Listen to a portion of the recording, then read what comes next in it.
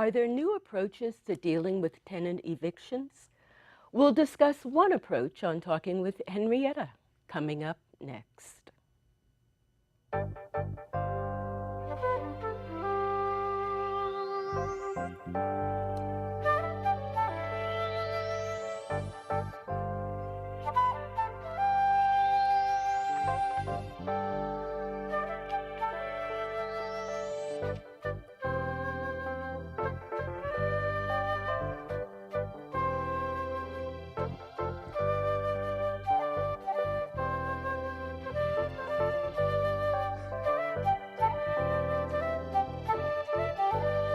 Hi, I'm Henrietta. Welcome to the show.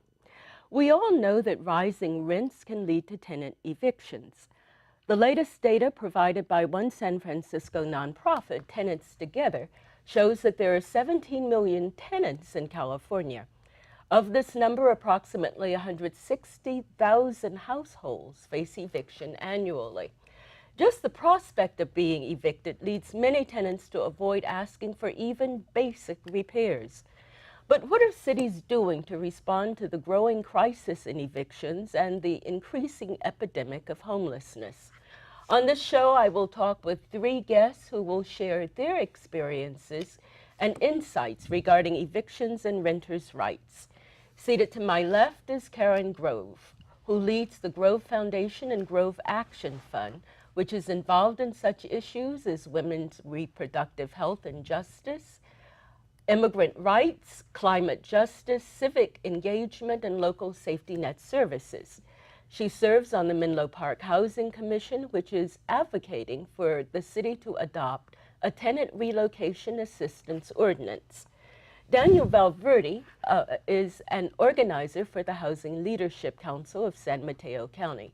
He attended the College of San Mateo and Kenyatta College and graduated from UC Davis with a major in economics. He previously interned for California Congresswoman Jackie Speer. Valerie Kuletz is seated to my extreme right. Valerie is a professor who teaches periodically at various colleges, including the University of Berkeley. Last year, she and her husband were evicted from their Menlo Park apartment, and she will share some of her experience with this during the show. Well, thank you so much for being here. It's a pleasure to have you with us. Thank you. Thanks for having us. Of course. Now, several of you live in Menlo Park, and I'd like to know, what's the situation when it comes to tenant evictions in Menlo Park? Is it something that's increasing? Has it stabilized? It is increasing, and it's happening across the city. I brought some numbers with me because it's so stark, but we've had, since 2000, we've had a steady loss of low-income houses in Menlo Park and a steep decline in the African-American population of 50% loss. The neighborhood in the east side of Menlo Park, or north, actually, the Bellhaven neighborhood is noticeably different now. And that's partly because Facebook has moved in and the community's changing. Noticeably different when it comes to... Well, when I talk to friends who live there, they say people are whiter and more wealthy and just have a different... Well, to get right into it, sometimes we'll call the police because a party is too loud, not recognizing the risk that might put a family in. Perhaps they're living in overcrowded conditions, and when the community was, I don't know. I think I'm telling you, diverse, culturally diverse. Yeah. Well, it was predominant. The community used, as I think we all probably know, East Palo Alto and Bellhaven used to be predominantly African American, and then over time, it has become predominantly Latino and African American. But now with Facebook, it is gentrifying. So people come in and it's fine. So most of the inhabitants of homes were renters. They weren't homeowners? Right. They were renting Yes, houses? right. They're renters and owners. Actually, we recently collected some data in Bellhaven, and it's 2 to 1, I think, renters to homeowners in Bellhaven. Citywide in Menlo Park, it's in the 40% renters. Throughout the city? Throughout the city, Park. yeah. It's okay. higher than people imagine. Sure. Now, you were one of those renters, Valerie. And you weren't displaced because of Facebook or any of the tech workers. No. What was your situation? How did you become evicted? It You was and your husband? Yes, it was a no-fault eviction, and which is important. Which means? It means that you were not at fault for the eviction, no-fault eviction. And it means that you weren't a nuisance or anything like that. And our case was very complicated because of illness, and also because we're both seniors. My husband is 70, and I'm in my early 60s. And so we actually, in the neighborhood that we lived in, to answer your question before, it's all renters. It's just huge numbers of renters in the In neighborhood. houses, in apartments? In apartments, very, very nice apartments, you know, but the lot, you could just tell it's predominantly renters. And it's up pretty much in the middle of Menlo Park. And how long did you live there? We lived there for about a year. Yeah, so we had been new. We were new there. I wanted to be by a university, and that's why we moved there. And my husband he got ill. He began to be, he had a rare disease that began progressing very quickly. And first of all, he was laid off unexpectedly from he works in high tech, and he was laid off unexpectedly, and then he. Because of his disease? No. Oh. It's just that many workers in the high-tech industry are contingent workers, and you can be laid off any time, you know, and people don't really know this. They don't know that most people in the tech industry, it's like half of them, I think, for many of them, like Amazon, their tenure is about 9 months, 9.5 months or something like that. And there's a whole huge group of people who are hired, who are on contract. So my husband was on contract. So he was laid off without any notice, without, just because that's what they needed to do, and without any reason.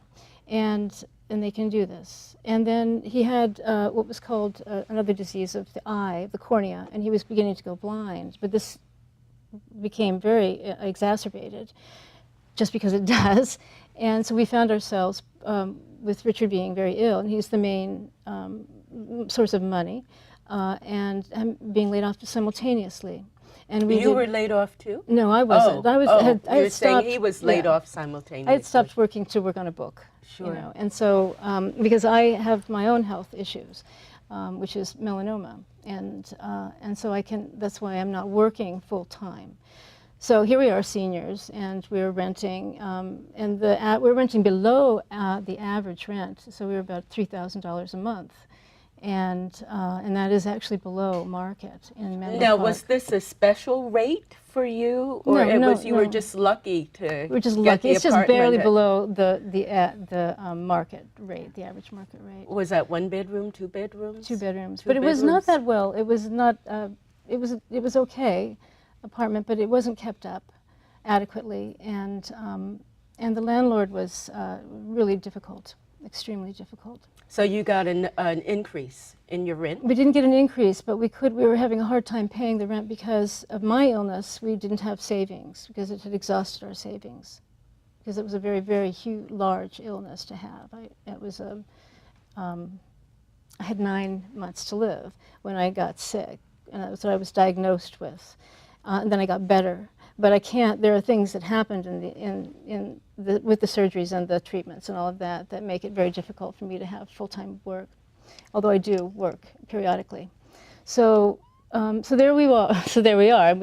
There was nothing that we could do, nothing more that we could do. We did get help. We could have paid the rent, but our landlord would not work with us. We weren't able to get somebody to come in to live with us. In our apartment, we had 2 bedrooms, and by that time, Was that in your lease? that you couldn't No, have? it wasn't. But by the time we figured out we decided to do that, it's complicated. The group that was helping us with the rent, because we were in an emergency mode, and the group that was helping us with the rent had the money, but was holding it back until they saw what was going to happen, if we were going to get a renter or not. The month before, we had gotten also assistance that month. And because of that assistance, we were a little late on our rent. And our landlord, legally, he can charge you $300 if you're late on your rent. That's the law, and our landlord does that. And what is that, 1/10 of? Yeah, it's pretty amazing, isn't it? So anyway, so we supposedly owed him. He waived it, but then he, in all of his letters, we still owed him that, plus the final month before we were evicted. We owed him because it was late. We were having problems because, I don't know if this is making sense, but we weren't able, the group that was helping us pay, which was St. Vincent de Paul, they weren't able to pay it on time that they would have. It was all in writing. All of it was in writing, but the landlord wouldn't accept it, so it made it late, which made us then owe him money for being late, which made, I mean, the whole thing was just, it didn't work out for us. Yes, so Valerie, we'll get back to your story, but Daniel, is Valerie's story something that you run into often, or is it unusual, or the reasons for evictions?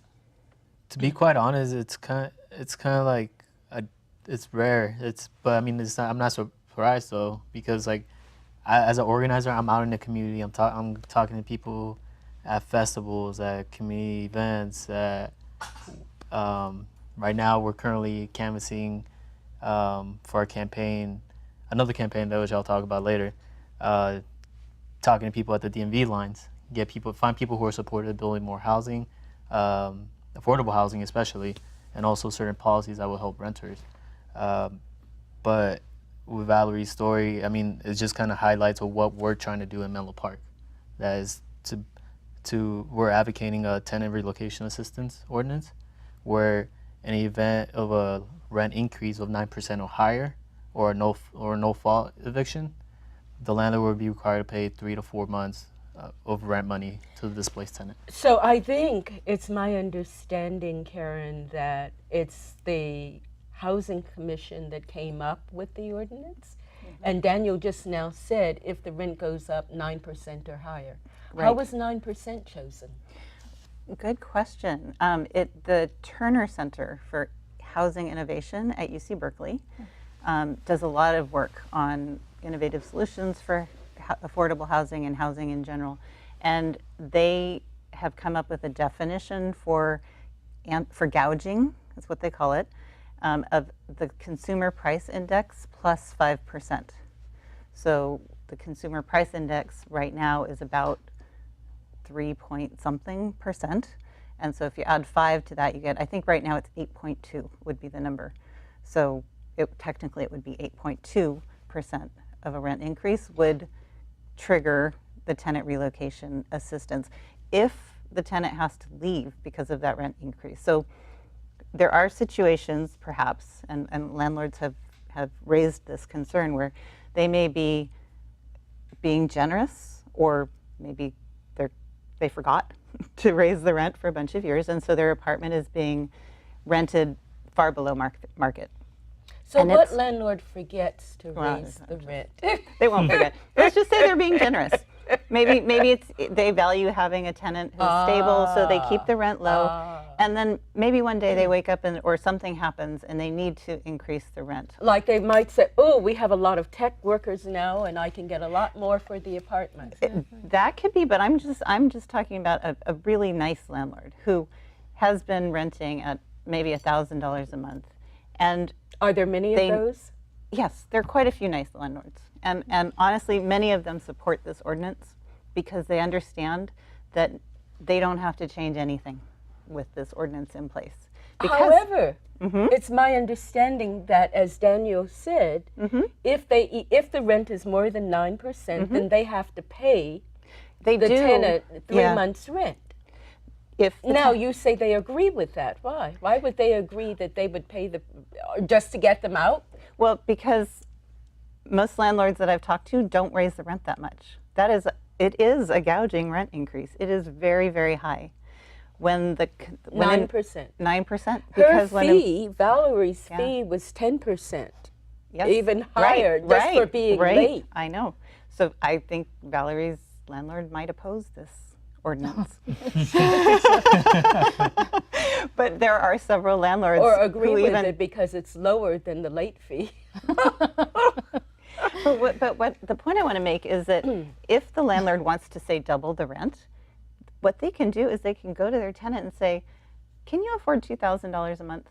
And if the tenant says, you know, I can, and I really appreciate having been able to pay $1,000 a month for the last so many years, but to be honest, I can afford $2,000 a month and I like living here, so I would stay even if you raise my rent that much. So in that case, the landlord can double the rent.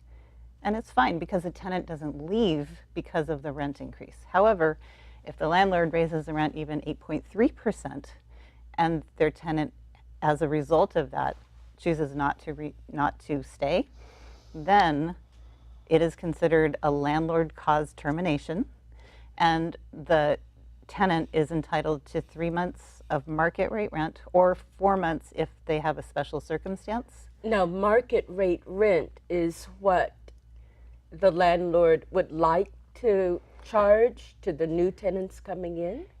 It's just the purpose of this ordinance is to keep people housed. Even if they have to move, at least they won't experience a period of homelessness while they find their next stable situation. So they need to be able to rent anything in Menlo Park. Now, the assumption is that they will be able to find something that would be less than the rent the landlord would want to charge. Right. And given Right. the price of housing right now, how it's going up, Right. it might be difficult for them, Right. even with that 3 months rent, Right. to find something else. That is true. But it is, I guess it's better than less than that. So when we designed the ordinance, we looked at neighboring jurisdictions and we looked at what is typical. And what is typical is 3 or 4 months of the average market rate rent. So in Menlo Park, for all units overall, I believe the data that I saw was about $3,600 a month as the average rent, market rate rent. For 1 bedroom, 2 bedrooms? That's average of 1 bedroom and 2 bedrooms.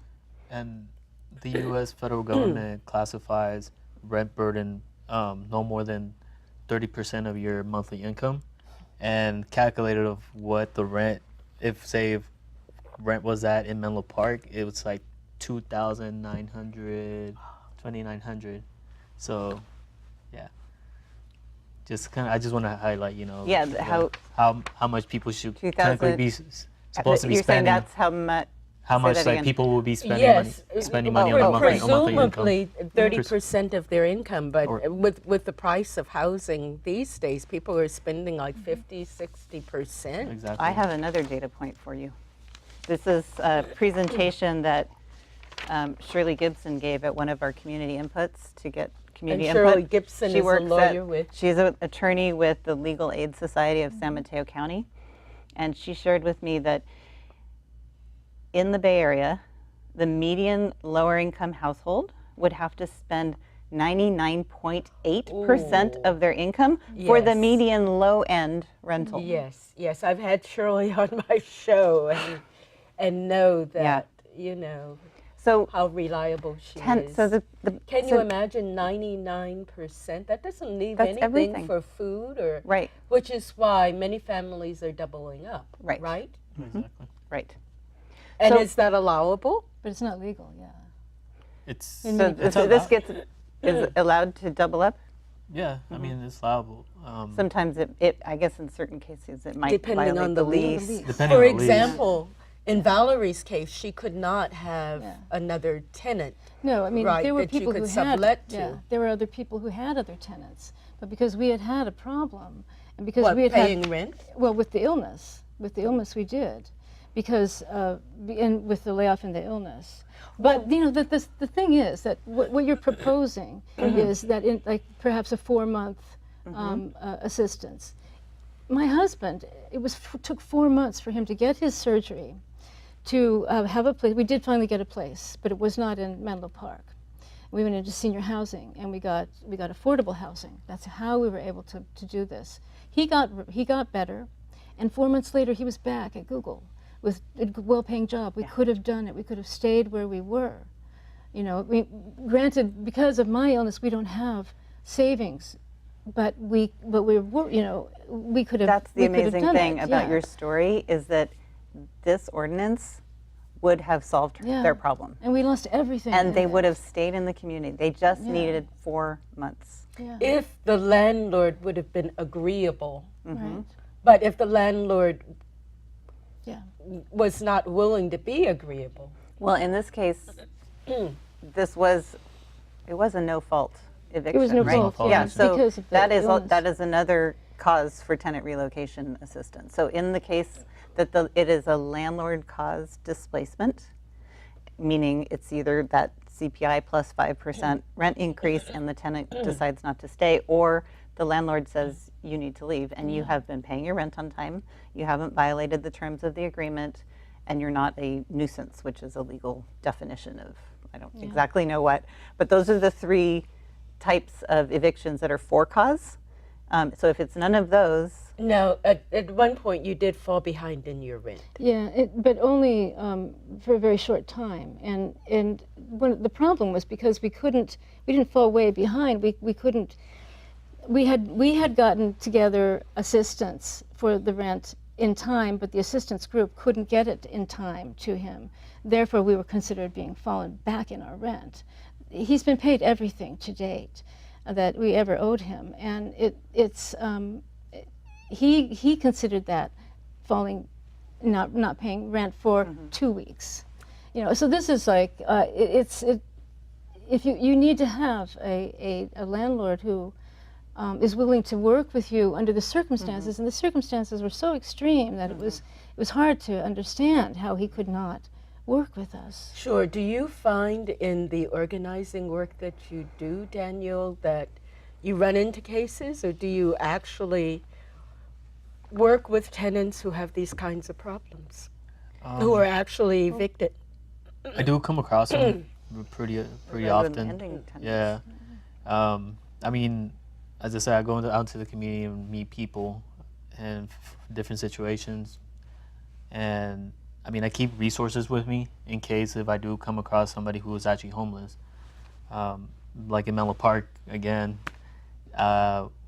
we're working on another campaign of trying to get affordable housing built at the downtown library, main library, because they're looking at renovating it.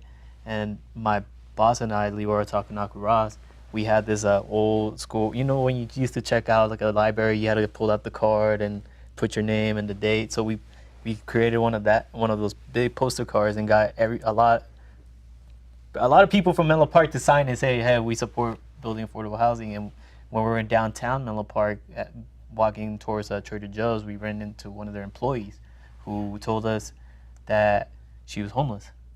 And living in her car? She was couch surfing. and she told us like the night before she prayed to God that somebody would come along the way like to help her out.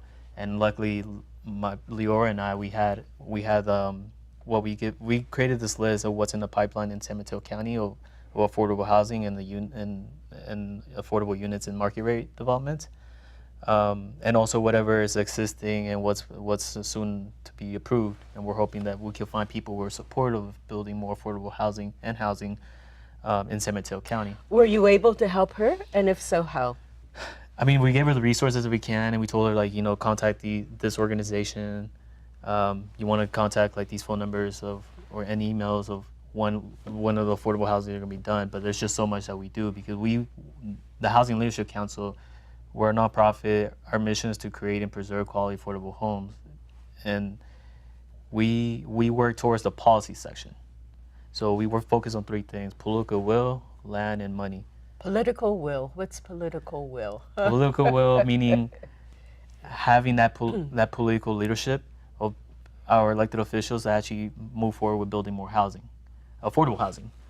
The issue is when there's a housing project proposed in a neighborhood, the neighbors are there. They are there to complain about the shadows and the parking and the Yes. garbage cans, right? Yes. You know who's not there?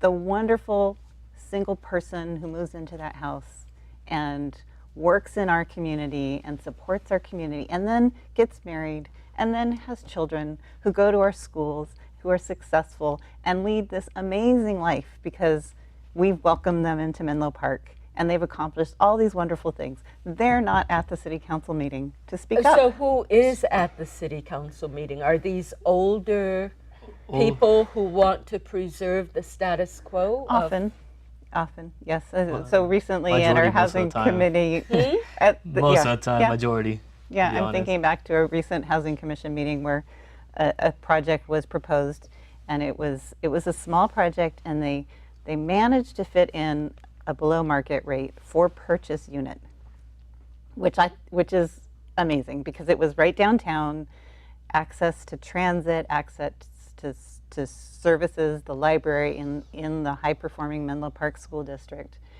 It was teeny, but it was something. And it's a way for low-income people to build wealth, to buy a home below market rate, and sometime they have to sell it, and they can't make a huge profit because it's deed So restricted. were these condominiums? The sad part of this story is it's currently an apartment unit of 6 units that is being converted to 8 condominiums. So the bad thing is we're losing 6 rental units.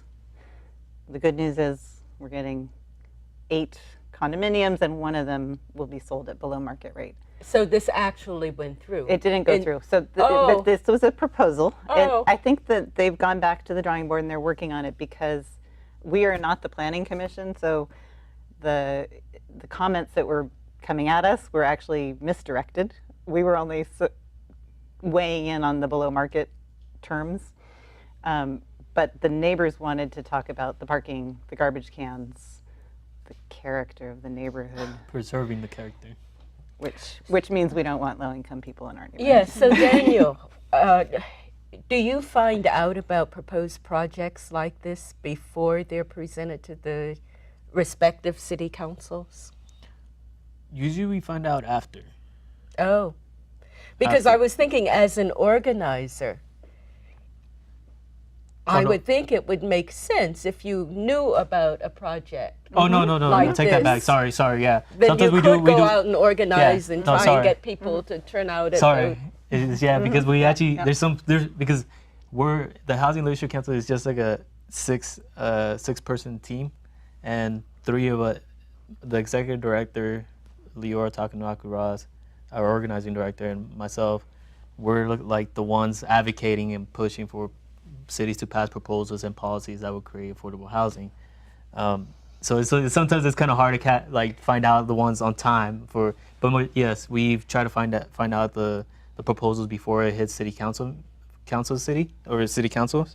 so we could bring in the people who avoid support of No, proposal. Karen, when the Housing Commission is considering a proposal like this, and you do consider it before it gets to the city council, you usually advocate for it. Do you contact a group like Daniel's and work in conjunction with them, collaborate with them? Speed dial.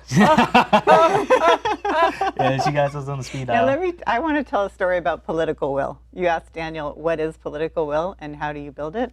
So Daniel doesn't even know this, but HLC Housing leadership. is someone who the Grove Foundation, well, he does know this, supports with a grant because they're part of our local grant making program.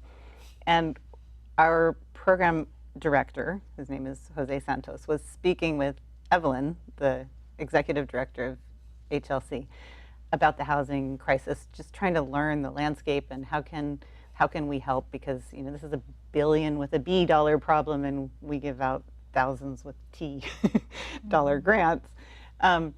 And she said, well, the thing is, here's the landscape in the county. Menlo Park has a lot of potential to be a part of the solution because they have a lot of public land near transit they have a huge fund of money, about 18, I think at the time, don't quote me on the number, but a lot of millions of dollars in a housing fund. What they lack is political will. So I heard this from Jose, and I was like, well, I live in Menlo Park. I could be political will. So that's actually why I started attending city council meetings and community meetings related to affordable housing, because I wanted to learn what was going on in my city for the first time. Before that, my sort of attention was elsewhere. It was on women's reproductive health and justice. It was on immigrant rights. It was sort of more on the national level or in different states. And this is a part of the civic engagement? It's probably part of what led me to sort of drive the foundation in the direction of supporting civic engagement. That and many other things. I just think that our country is going to be a lot better off if we engage more people in the political process. Sure. Now, Daniel, you mentioned 3 things that the nonprofits engaged in. Political will was one, and the other 2? Land and money. Land and money. So again, as Karen was saying, Menlo Park, they have the land on the west side, where it's a lot more affluent. They have these parking lots in downtown Menlo Park that they have potential to build affordable housing, and also again at the downtown main library, they're looking at renovation, where somebody came. Karen, I think you know more like the story, because of the donation of what the city received, the $20 million to renovate the library, and then someone said, "Hey, why not build that affordable housing? How neat would it be?" Somebody was Leora. Yeah. No, they would be building the library someplace else, or would the library be developed along with the proposal for affordable housing? So the city had a list of priorities, including building affordable housing, doing some anti-discrimination work to protect tenants, various things, making streets more safe in Bellhaven, lots of really, really important things. And then a philanthropist came forth with a very generous offer to pay for a brand new downtown library. The city would have to put up the first $20 million, and this developer, Mr. Ayaga, would pay the rest, which would be maybe a value of like $50 million. So that is right on the same land that it's currently on the same site, and lots of details to be worked out. And so I made a public comment at City Council, having looked at the staff report. I said, I just want to point out that the staff has said if we do this project, the other condition was that you do this now, because he didn't want a long delay. So the city jumped on it and started looking at, well, what would we have to not do so that we can fit in this project? And it was a lot of things that were life and death issues, like homelessness. Whatever was, I forget what it was, the anti-homelessness initiative was going to be delayed by 6 months. I was like, that's a big deal. So I know it's exciting to have a big, nice library. That's wonderful. But I don't know if it's worth postponing dealing with the homeless situation. So that was my comment. And then Leora from HLC got up and she said, if you're going to build the housing, build a new library, this is an ideal place for affordable housing. Why not build affordable housing on top of the library? I was like, oh, I'm following. On top of the library. I am following her out the building. On top of the library. Yeah, because, and actually I was in Portland visiting friends, and I stopped by their library, one of them, because they have this exact situation. It's actually right next to. And it's just a lovely idea. Have a family living right above or next to a library. Any opposition? Oh yeah, lots. And also a lot of support. To the idea. And those opposing the idea, what are they saying? They wouldn't be talking about the noise, would they, or the trash cans? That's weird. Yeah. That's weird. That's the biggest opposition. To have housing the library above the already library. does that. The library has all these programs for people, and even food it's programs. A community they're their gathering community spot, hub for a lot of these smaller cities. And then the best reactions were my neighbor across the street. I want to live there. Oh. And so there's a lot of very, excitement about the idea. But it's very small. I mean, the numbers are small. That's the problem. I mean, I think it's wonderful that you're doing that. But what we found was that the waiting period was 5 years to get into affordable housing. You and your husband when you were homeless. Affordable housing or senior housing, all of it. It's just where there's such a limited amount. So how were you able to find a spot? You were not actually evicted where you were homeless. Yeah, well, we didn't, we needed a place. Because we were seniors, we had a little bit more of an option. So I went, it was a full-time job trying to look for anything because it doesn't exist, and especially affordable. And it does take, we needed it now because my husband had one eye. I mean, that was one of the problems with the rent is that we had to make a decision. He was going to have one eye done, they had to have the other eye done, or he would permanently lose all eyesight. So anyway, so we had to, we stayed, and then we took our landlord to court. But anyway, when I was looking everywhere, and I mean, the HLC is incredible. That is political will, I think. What you're doing is political will. I mean, that's swept through the cities. They are making ordinances. They're getting some little bit of rent control. All of that. It's really amazing. So when you said you took your landlord to court, yes. What happened? Well, the courts are really and under what conditions? Well, since it was no fault eviction. Yeah. Well, but only because we fought for it in court. I mean, that's how we got that. What did you get? We got no fault eviction in court because if you do have a regular eviction, it's really serious. And we've never had anything like this before, ever. We've never not paid our rent, nothing like that. But they weren't even willing. We had the help of the East Palo Alto, the Community Legal Services they were of East Palo Alto. They were great, but because of that 1 month of half of a month of a late rent, which was because the assistance was late. We didn't have any rights at all. It was as though we didn't pay. So you took the landlord to court and you got the declaration of no fault eviction. Yeah, we did. That was it. Yeah, that was it. And we've paid. We don't owe him anything at all. But you were still evicted. We were still evicted, and our stuff was just put out because we didn't have time to move. My husband was sick. So your things were put out on the street, and what happened? We lost them. People came and took them. They came and took it. That's what happens. We didn't have the funds. You couldn't put any signs saying to do what? I mean, we were trying to ask them to put your things on the side and the back. He was not willing to do anything. It was amazing. It was amazing. So what did you do? I mean, what did you and your husband do when you were actually evicted? Well, we went to motels for a while.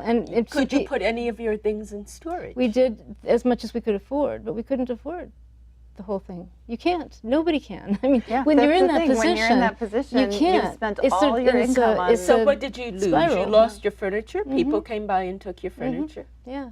But you were able to move your clothes. The only thing that we could that we ended up moving, that and our books, because that's our work. That's our work. That's in our papers and our books. All of that. That's our work. We had to maintain that. This is a UC professor. So and it's just Google. Technical. Yeah, and you know what? It's when they talk about the neighborhood's going to go because it's low income. Around here, as I said, 50% of the people make under $50,000, and they're your teachers often. Right. They're the people teaching. Yes. They're the people who are, they're people who are doing very good administrative work and teaching and all of that. The teachers have a particularly difficult time. And Stanford and Palo Alto pays for housing for their teachers because they can't afford it. Yes, the same at every university.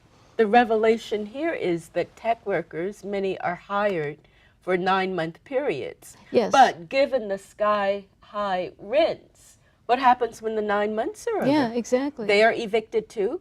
Well, they have been a part of having the big rent increases go up. And not everyone is an engineer making astronomical amounts, In terms of tech workers. Yeah, even in terms of tech So work, there they are writers. they and- become homeless too, or do they? There are people who are. I mean, there are, just like there are professors who are. There are people who have not been on that higher tier. And so, and that's one of the kind of secrets. You just read the Chronicle of Higher Education and you can read about it. Not the homelessness among teachers, huh? No, What would one read about? No, you can read about it. You can read about it Homelessness there. among That's how I teachers, found yes. out Teachers about it. living in their cars. Yeah. It's really a serious problem. And so it's not only teachers, but it's other people who work in the community. I mean, when we went to City Hall, the people who were head of housing couldn't afford to live in Menlo Park. The people who are ahead of housing. Yeah. What do you for the mean? city. Who were directing the housing in Menlo Park couldn't Yes. afford to live Yes. in Menlo Yeah. Park. Yes. That's what we found out. But when you talk about the face of homelessness, Yes. It is a lot more diverse than you would think. I was going to say, one doesn't normally think of someone like you, a professor whose husband is a tech worker. No, being you don't. homeless. I also want to ask, do you, We're also older, and there's age discrimination too at a certain point when you're in the tech industry. Yeah, I'm surprised he Yeah. even has a job and was hired back. I know, it's amazing. But many people, often because of that hiring and firing, the ease with which you can do that, for many people, they have two jobs. You know, they have recruiters, and they get a job, and some of them hold down two jobs because of that. We know people like that. do you know the average age of homelessness in the United States? Would you No. care to guess?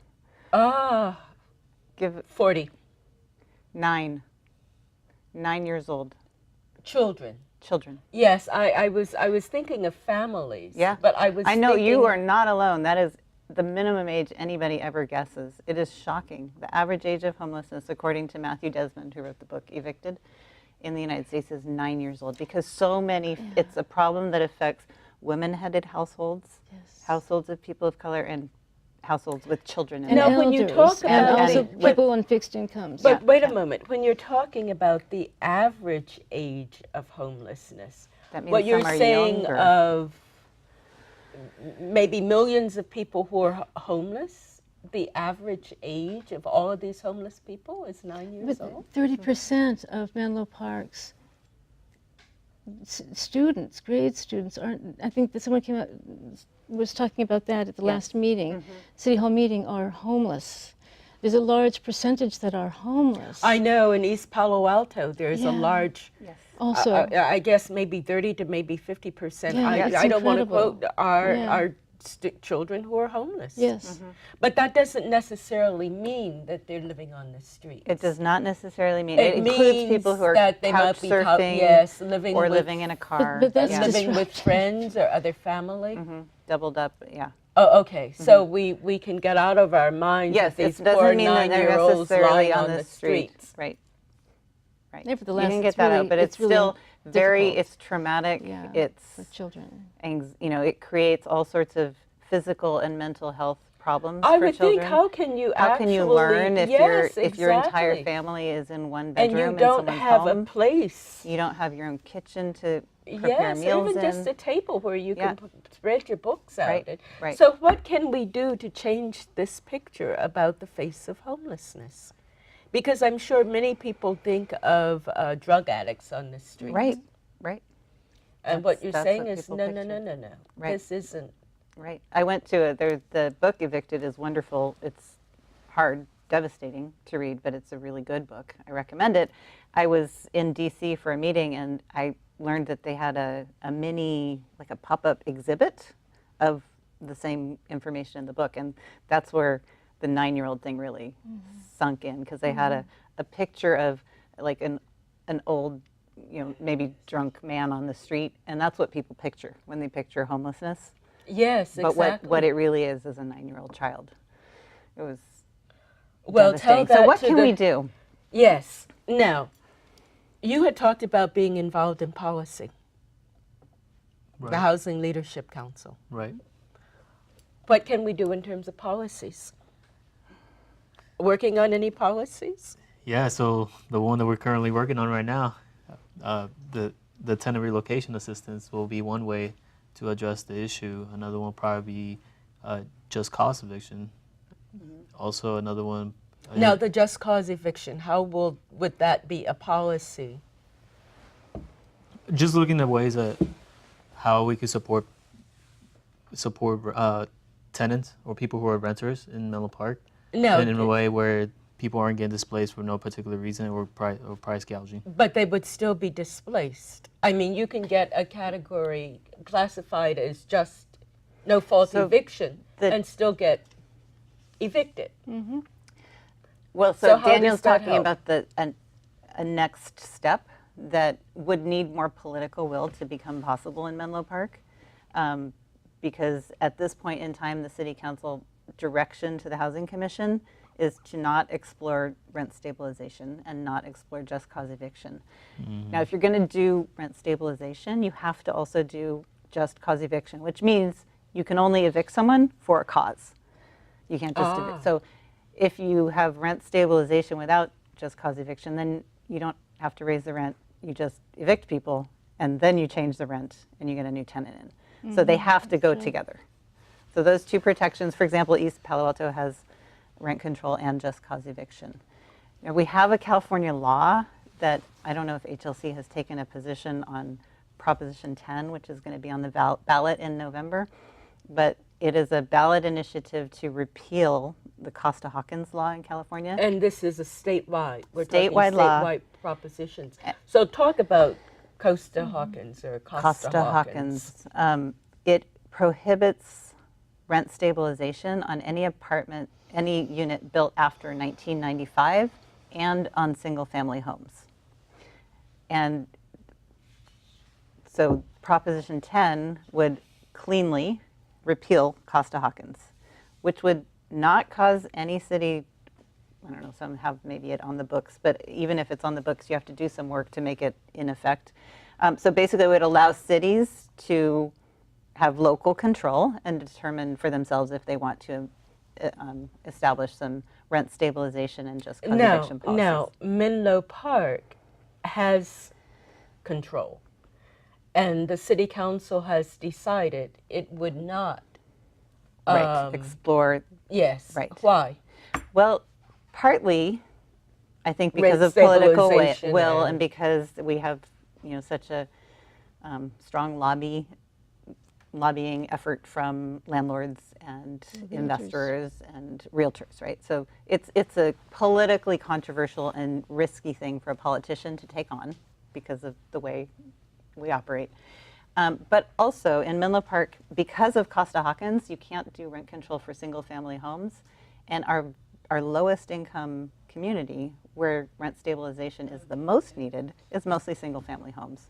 So I have to say that it's actually not the best fix. It would still help. It would help in the rest of Menlo Park, but it wouldn't help in Bellhaven, which is a shame, and which is why I am glad we had a chance to talk about Proposition 10, because I think it's really important to return the control to local communities, because Menlo Park is a great example of why, even within the confines of Costa-Hawkins, for older apartments built before 1995, it doesn't solve the problem for the most vulnerable in our communities.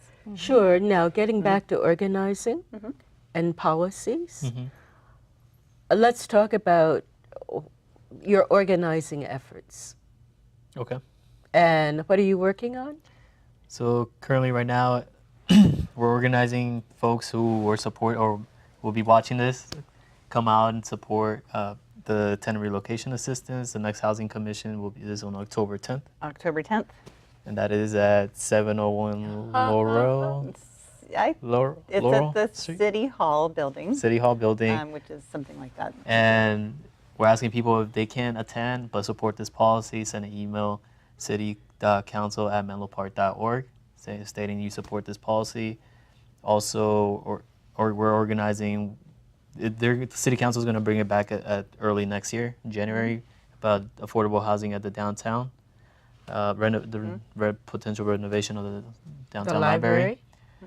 And also perhaps putting residents of Menlo Park, putting a little pressure on their city council of dedicating some of their sites in the downtown parking lots of affordable housing as well. Oh, downtown parking lots. Who would complain about downtown parking lots? You know, it is I amazing. mean, I'm thinking there's already noise and traffic going through downtown parking how lots. attached some people are to their surface parking lots. It's Really? really crazy. Yeah. Yeah. Yeah, there's, people just don't like change. So I think what we need to do is have some like community forums with beautiful pictures of affordable housing that show people that it can be beautiful and it can be a wonderful addition. Well, do you know, I don't think they doubt that it can be beautiful. What they may doubt is that it will stay beautiful, depending on the people whom you have in it. And they're not thinking that those people might be the teachers or might be the professors or might be the tech workers who are hired on a contractual basis, right? Right. So people need to come out. So people like me, instead of thinking that it's a big, terrible, shameful thing, But I also realize think- that it happens, and that group needs to come out too. Because many people don't. They keep it secret. Right. And once you just rub off the surface, you find out how many people there actually are. Yeah. Yeah. And this is not something that's that what you would have HLC is been really- involved in, except for your own circumstances. Not this issue. Yes. Not this issue, but I was aware of it because it's been so hard to make these rents. I mean, I've been here for 10 years, and just the rents have just gone up and up and up. So what we need to realize is that the landlords or the realtors have been made a large amount of money here over the last 10, 15, 20 years. Right. And so when they complain about it, It's their return on investment. Yeah, Now, what yes. would they be complaining about? exactly. And so what All ends of the up, people who would want to impede or slow down their return on investment. Right. And so it's elders and disabled people, people of color that they don't want. Well, they It's could just say they can move out of the area. Well, yeah, right. But It's terrible. But we they don't do They want- can say move that. to other Who are they? communities. Yeah, Sure. who are But- they to say? And then they also say, oh, but there's too much traffic. Yes, and they'd have to commute back Right. in. And we have a climate crisis, and all that commuting is bad for people, it's bad for communities, and it's bad for the planet. So I know they say that, and I know you don't. You're not advocating that. Also, no, but they really would not a say good you idea. can't have everything. Yeah. right. And like expanding the freeways too doesn't help. It just you're- adds. it As just- soon it as just- the lanes are expanded, there's more traffic. And Exactly. another really interesting thing that I learned about Proposition 13 is that people who own homes, including landlords, have their property tax has only gone up, I think it's 1 or 2% each year is the cap, but the value of their land has gone up a lot. I know. And so the state revenues are decreased since the passage of Proposition 13. But the But state, that was supposed to be compensated for by the gambling, the So- lottery tickets, and who do the you money think buys the lottery tickets? mostly poor people. And who pays the sales tax, right? So it's turned our tax system, tax revenue has become very regressive, where poor people not only have the burden of paying high rents, but also they're paying a bigger share of the state taxes because the property But owners the are not. revenue is coming in from the taxes, right? It's coming in from the property taxes, but it's not enough to keep pace with the development and the school pressure on schools and cities or streets and housing. Yes, it seems to be a never-ending cycle. That it doesn't sound like an upward cycle. But there's also one other element I just wanted to put, just add in here, since I think we're probably coming to a close soon, is the tech companies. It's the role of the tech companies. They have an incredible amount of power, and the way that the way the hiring is done, and you would have to realize how many people it takes to maintain those companies. Yes, Who are not making the exactly, same amount of money, exactly. and who are really are commuting vast distances, or doubling and tripling. Even up. the tech workers themselves. Yeah. Right. Yes, I've seen statistics that it's not just the teachers and the support workers, Yes. but also the tech workers Yeah. who are also having to commute. Yeah, and people are affected by the lack of the insufficient supply of housing and the lack of affordability at all levels of the income spectrum. So, I mean, I think what we need to do is we need to recognize that our community cannot stay a small town. We have to build up. We have to accept that our community will change and do it in a way, you know, that is nice, that we can enjoy. I mean, there are downsides with growth, but there are also plus sides. I mean, when you walk downtown in the future that I envision of multi-story housing everywhere, you'll have people downtown. I mean, there'll be people and restaurants will be vibrant. We could probably sustain some entertainment like music. And people would say, but don't we have this now? No, Don't we you have walk in downtown Menlo Park at night, there's nobody. go to Redwood City. And But do you want all, Redwood City's really getting do interesting. you want all of these people at nighttime in your city? Well, I think you do if you want a vibrant city. Yes. Yeah. Actually, I do. So I you mean, mean, maybe not everybody does, but but when people think about change, they only think about the negative and they don't think about the positives. The Right. fact that you could walk to all sorts of services because they can afford to be in business because there are a lot of people. but if you have more people downtown, you also have more noise, you have more traffic, you have more congestion, you have all of those You have things more that people theaters, complain you have more creative work going on. But you know what? Your children can afford to stay in the community, and other young people can afford to move into the community, and you can have artists and you can have musicians. Now, at the same time, there are limits to growth, isn't there? Even with all of the affordable housing that you would want to bring in, Yeah. there are limits, right?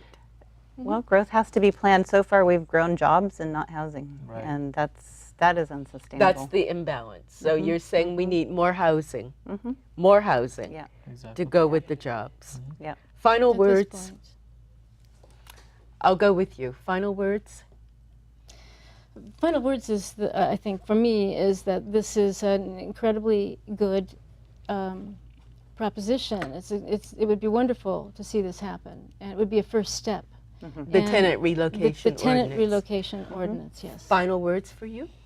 As Valerie said, it will at least help. It'll put a Band-Aid of what's happening here in Menlo Park, and not just in Menlo Park, but whole regional in Sure. San Mateo County. Sure. And, yeah. In a few seconds, final words? Final word, I would say get engaged, and if you want more information on this ordinance, go to menlopark.org, relocation assistance. And when you say get engaged, you mean civically Please, engaged, not civically engaged engaged. to your significant Not other. engaged. Well, you can do that too if it's the right person. But please show up and send emails and make phone calls and vote in November. Well, you all, the three of you, are very passionate about the issue. And Valerie, you have your own experience to point to. You have your organizing and you have your work on the Housing Commission. So I'd like to thank the three of you for being here on the show with me, sharing your experiences and insights. And I'd certainly like to thank our viewers for watching. Until next time. Yes, thank you.